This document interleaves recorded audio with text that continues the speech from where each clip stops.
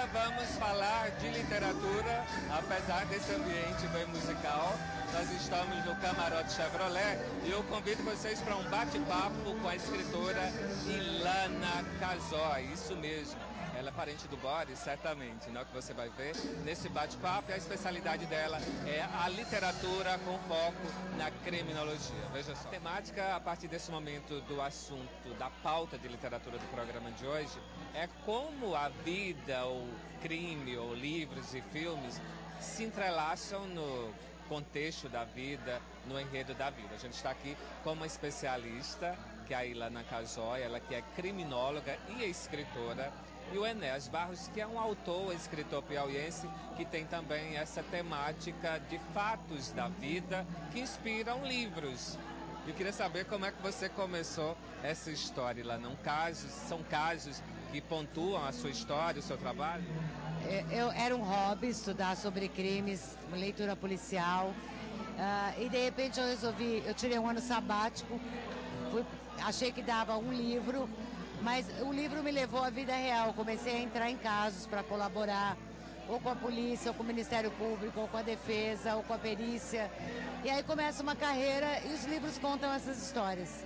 Inclusive, a família Nardoni foi um dos motivos dos seus livros, né? Mas tem outros casos, assim, também famosos, que pontuam a sua história.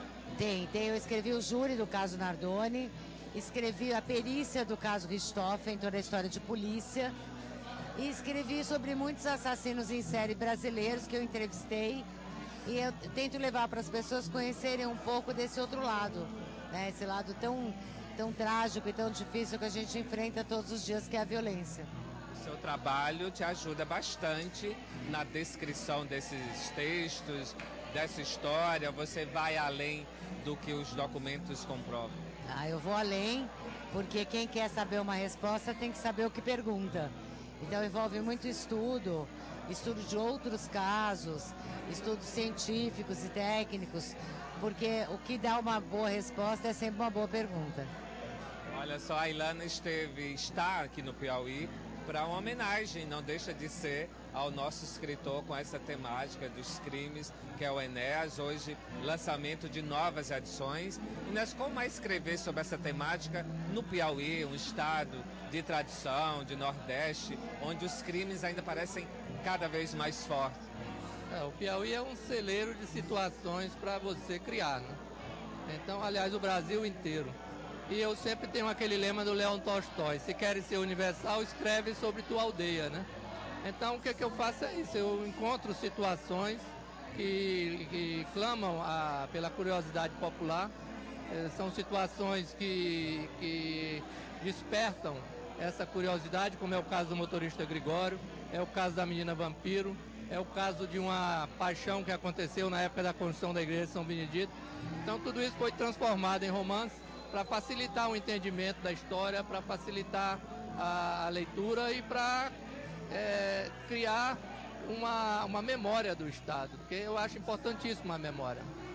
Como a Ilana, você também vai até o local, faz pesquisa, vai além do que está nos depoimentos para isso?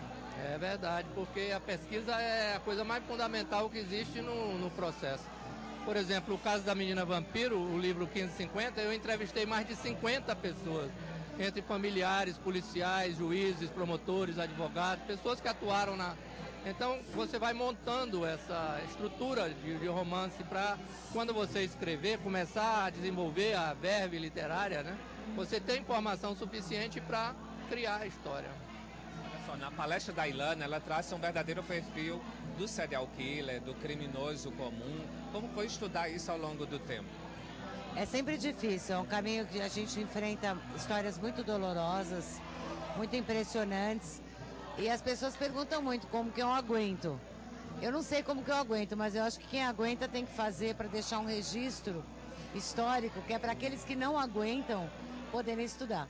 Então, gente como Enéas, que entrevista, que vai atrás, que vai nos locais, gente como eu, a gente aguenta passar essa dor toda, sentir essa dor toda, para que as pessoas que não conseguem possam ter realmente uma bibliografia honesta, importante, profunda para estudar. Você Sim, vocês dois, a pergunta vale para ambos, são sempre fiéis à história? Eu sou sempre fiel ao processo. A história sempre tem vários lados. E o processo é o único amparo que a gente tem de documento e as entrevistas que fazemos com as pessoas envolvidas. Mas o principal para mim são as provas. Eu acho que as provas, elas não mentem, elas não têm lado. Elas estão lá para você saber realmente o que aconteceu.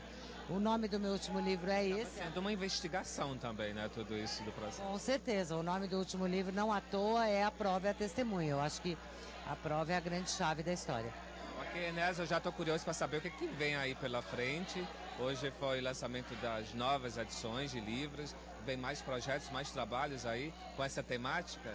Vem sim. No caso da pergunta anterior, o que eu faço geralmente, a ficção entra onde eu não consigo a informação durante a pesquisa.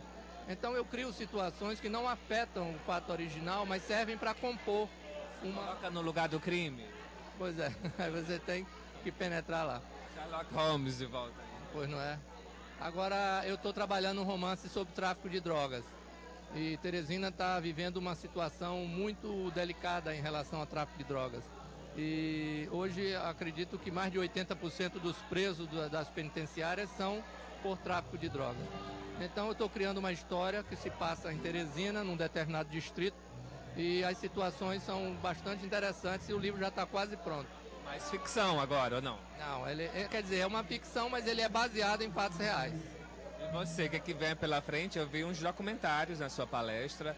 É o futuro que vai definir o que vem aí? Não, tem os documentários, que é uma outra parte. E eu quero contar o júri do Gil Rugai. Eu, essa vez, auxiliei a defesa, que é mais raro para mim do que auxiliar o Ministério Público e a polícia. E eu quero contar esse caso que é tão controverso, as provas são tão discutíveis. Existe prova de que ele não estava no local do crime, ele estava em outro local na hora do crime. Foi um júri muito apertado, uma vitória de 4-3. Então eu quero contar essa história para as pessoas entenderem que nem tudo é o que parece. Olha, como o objetivo do quadro é trazer dicas de literatura também, além do livro de vocês, que está sendo citado, eu queria que você citasse quais os autores te inspiram no dia a dia e no trabalho. Bom, todos os autores de policiais eu gosto, difícil uma exceção, mas um livro que eu posso indicar, fora do Enéas, que eu li, o 1550, e adorei. Eu acabei de ler A Garota Exemplar, que é um livro sobre crime também, excelente, recomendo, é um livro para também pegar e não largar. Próxima dica, Enéas? Truman Capote, um romance a sangue frio, que é meu inspirador para escrever novelas policiais.